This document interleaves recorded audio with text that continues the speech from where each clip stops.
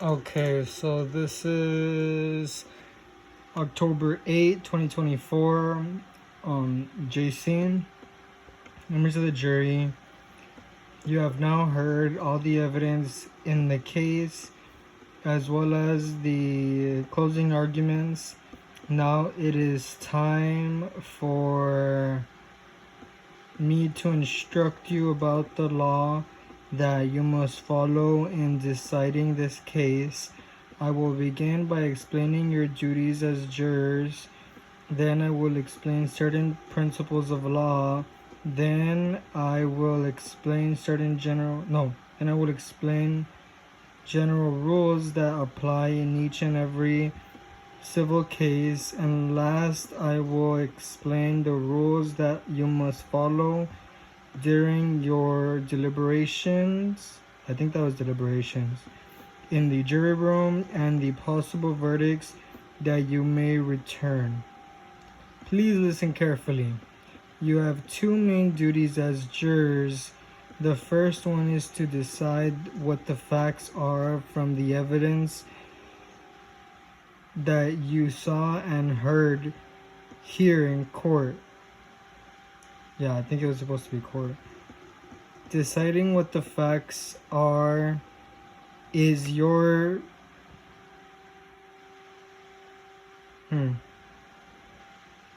and nothing they have said or done during this trial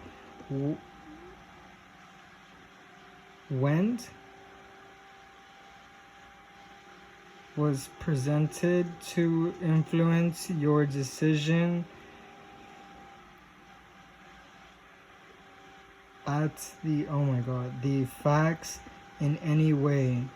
Your second duty is to take the law that I give you and apply it to the facts. It is my job to instruct you about the law, and you are bound by the oath that you took at the beginning of the trial to follow the instructions that I give you, even if you personally disagree with them.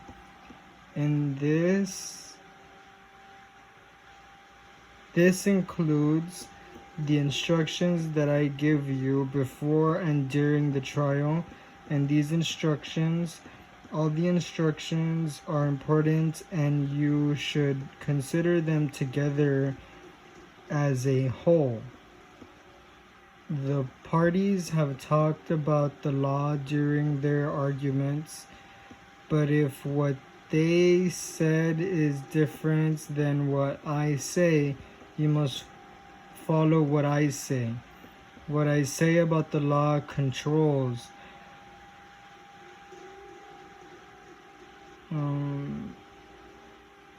I think it was determine these, no. I don't know. These duties, yeah, it's perform. Perform these duties faithfully. Do not let any biasing, sympathy, or prejudice that you may feel toward one side or the other influence your decision from in any way. The state has the burden of proof in this case. The party who has the burden of proof must carry that burden by a preponderance of the evidence. This means simply the greater weight. It may be helpful to think about a set of balancing scales after considering all the proof on a particular element of the state's case. The scales must be tipped in favor of the state on that issue in order for them to prevail on that issue. A preponderance of the evidence, therefore, means such evidence as, when considered and compared with that opposed to it, has more convincing force and produces in your mind a belief that what is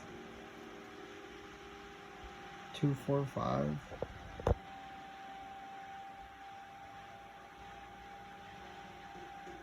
Huh.